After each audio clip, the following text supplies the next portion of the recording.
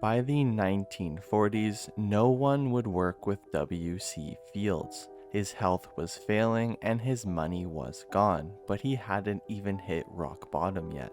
While he was out of town, authorities rushed his home. When Fields learned the chilling reason why, it finally broke him. But more on this later. At his birth on January 29, 1880 in Pennsylvania, W.C. Fields' name was William Claude Dukenfield. It turns out, much after his birth and after seeing a juggler perform, Fields quickly became obsessed with the art.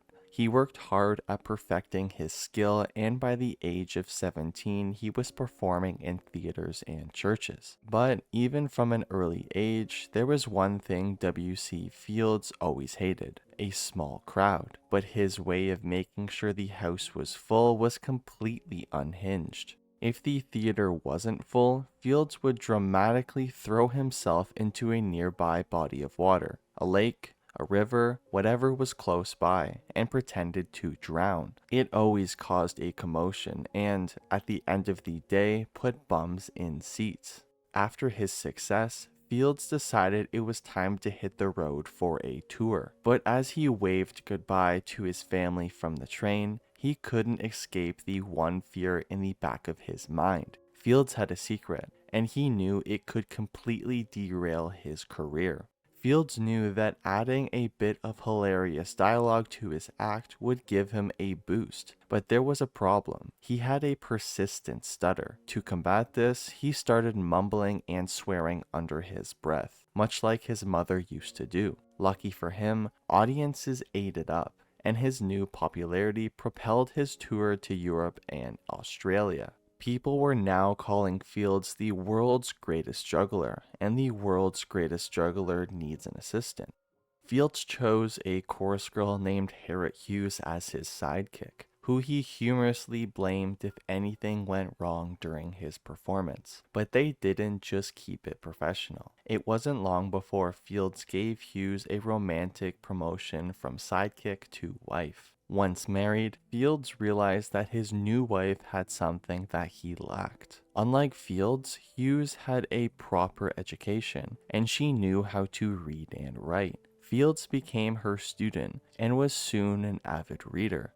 Fields was quickly getting comfortable with words, but a Broadway show was about to push him well out of his comfort zone. Fields' popularity got him work on Broadway in The Ham Tree. This was going to be a huge leap. Fields had only mumbled words on stage to this point, and now he was going to have to say actual written words of dialogue in front of a Broadway audience. But W.C. Fields was ready for the challenge. With practice and patience, Fields managed to keep his stutter under control. Now there would be no stopping Fields, although some dear to him would certainly try. In 1904, the Fields had a son, and Hughes saw this as an opportunity to get her husband to settle down and find a real job. After a few years of debating, Fields finally made a decision. He chose the showbiz over his wife and son. He said goodbye to his little family with an agreement to make regular payments. While he was saying goodbye to his wife and child, he said goodbye to something else he loved dearly. When Fields joined the Ziegfeld Follies on Broadway, he finally quit juggling, but he replaced the balls with billiard balls. He started performing a new show that used a specifically made billiard table and strangely shaped cues. This rigged equipment let Fields wow audiences with amazing and hilarious trick shots. But Fields got an even better reception from one of his co-stars. Fields' Follies act attracted showgirl Bessie Poole. He was still married, so he and Poole could go no further than boyfriend and girlfriend. This, though, didn't stop them from having a child, who they named William Rexford Fields Morris. Fields apparently never saw his son, not even once. He had only one focus, his career. Poole had a career too, so she had a heartbreaking decision to make. Poole was basically a single mom, as Fields, the father of her child, was still married to his first wife. Poole realized that having a child would hinder her passion pursuit of fame. She happened to know a couple who had no children, and she handed her son over to them. Fields and Poole went on to find fame, leaving their baby behind them. If Fields was trying to forget the son he left behind, his next project was not about to let him. Fields was back on Broadway in a show called Poppy. Here, he plays a grifter who adopts an orphan and teaches her his ways. Playing a con artist appealed to Fields, and he decided to integrate it into his stage persona. After a successful film version of Poppy, there was That Royal Girl. Fields was a last-minute addition to bring comedic relief to the film. The joke was that Fields' character was almost constantly inebriated. This gave Fields an idea. It might be funny for his ongoing con artist character to be a heavy drinker. He had no idea what he just stumbled upon. Audiences loved Fields' inebriated con artist, but we'll soon see how it was the beginning of the end for Fields. Fields' inebriated character found huge success in silent movies, which he made in New York. When Paramount decided to move its entire operation to the West Coast, Fields had to choose between Broadway and Hollywood. The Sunshine of California won out, and Fields got ready to move. Fields wanted to arrive in Hollywood a free man, so he dumped his girlfriend Poole. He heartlessly had her sign an affidavit saying he was not the father of her child, for which he paid her $20,000. While Fields did support his son until the boy turned 19, when asked about Poole thereafter, he denied ever knowing her.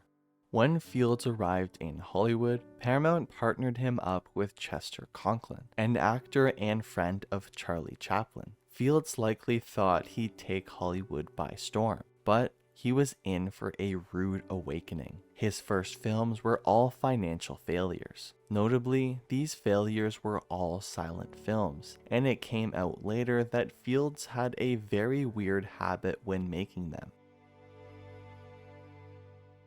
When Fields made silent films, he did something very odd. He insisted on wearing a very cheap fake mustache. When asked later, Fields said he spitefully wore it because audiences hated it, so this could be a part of the reason for his silent films flopping. Next, Fields would turn to the talkies, where using his voice would either make or break his career. In 1932, Fields got a role in The $1 Million Legs, which some have called the funniest movie ever made. Other critics called it silly, odd, or artless. The story was about a president of a fictional country entering the 1932 Olympics because he had strong legs. Believe it or not, it wasn't a smash hit. However, it was about to be even worse for Fields. In 1935, Fields lost 3 of his closest friends. Fields took these losses all in quick succession, extremely hard. He became severely depressed, even refusing to eat. His health quickly went down dangerously, and for 2 years he did nothing but circle the drain. For a while, it seemed like W.C. Fields would never make another movie again. By 1937, a miracle happened and Fields felt ready to get back into making movies after 2 years. His first feature back was the big broadcast of 1938, and you'd expect Fields to be happy to be making films again. Nope, he argued constantly with the director, who called Fields unfunny and difficult. The battle continued to rage until the studio had no choice but to step in. Fields could only hope that Paramount would take his side. Paramount found out that Fields was refusing to stick to the script, and they demanded that he read only the words on the page. Fields refused, and Paramount fired him. The director felt immediate relief, but it was short-lived. He suffered a heart attack almost immediately after. The big broadcast of 1938 was a big flop, and Fields' health was declining again.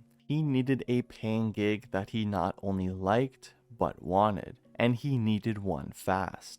Fields decided that radio was the answer, and he teamed up with Edgar Bergen and his dummy Charlie McCarthy. Fields, who hilariously sparred with Wooden McCarthy, cleverly demanded the same salary he got for making films, and he got it. These radio shows with Bergen were so popular that Universal soon came calling with an amazing offer. Fields had burned his bridges with Paramount, so Universal's offer to make a film with Bergen was the one thing Fields needed. But then, MGM bargained in with another offer. They wanted Fields to play the title character in a then unknown film called The Wizard of Oz. Fields knew his gig with Bergen was a sure thing, so he said no to MGM. And then the second thoughts came tumbling in. He said no to The Wizard of Oz in order to play a small role opposite to a wooden dummy. Fields wanted to beef up his role in the movie with Bergen to make himself feel better. So as usual, he came up with a plan. He convinced Universal to hire him to create the story. Fields, now in the driver's seat, immediately turned his character into the lead. But this was Fields' MO, pushing his opinions on producers and writers. Well, watch out, Fields, because Universal was about to give you a chance to prove yourself. In 1941, Universal decided to give Fields free rein on one film. This was Never Give a Sucker an Even Break, and Fields struck a familiar plot. He would play himself, trying to sell an off-the-wall screenplay to producers. Fields wrote, cast, produced, and starred in the film. If the movie was a hit, Fields would have the best I told you so moment of his life.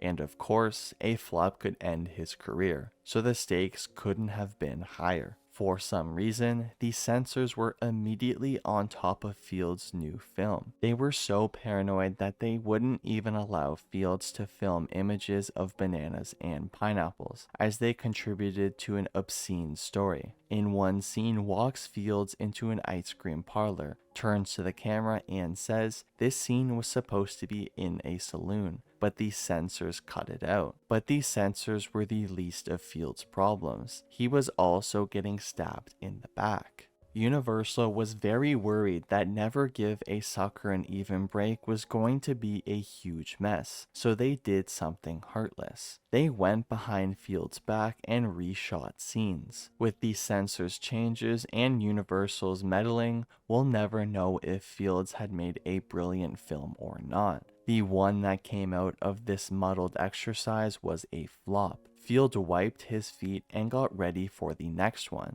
He didn't yet realize that he'd just gotten his last chance. Never Give a Sucker an Even Break had been very strenuous for Fields, and his ceaseless drinking was taking a toll on his health. He felt he had one more film left in him, but Universal didn't see it that way. They mercilessly dropped Fields to focus their attention on a new pet project. Fields was out of work, and this led him to come to rather disturbing behaviors. Fields retreated to his home in Hollywood. He would still entertain people, but he had a sinister motive. He hid microphones near the front of his house and listened in as party guests walked to their cars. If they said something negative, he freaked them out later by referring to it in conversation. This prank was mostly harmless fun, but tragedy also struck him at home.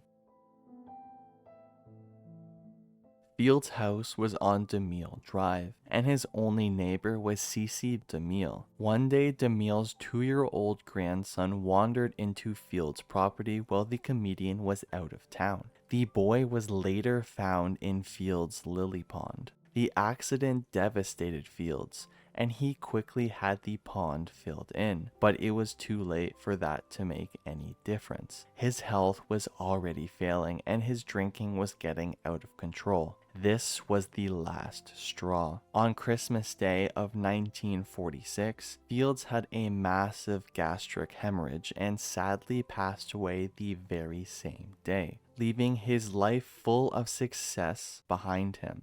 Don't forget, if you've enjoyed this story or stories alike, make sure to show some love by subscribing and liking this video. Stay tuned for some more informative and exciting stories like this one.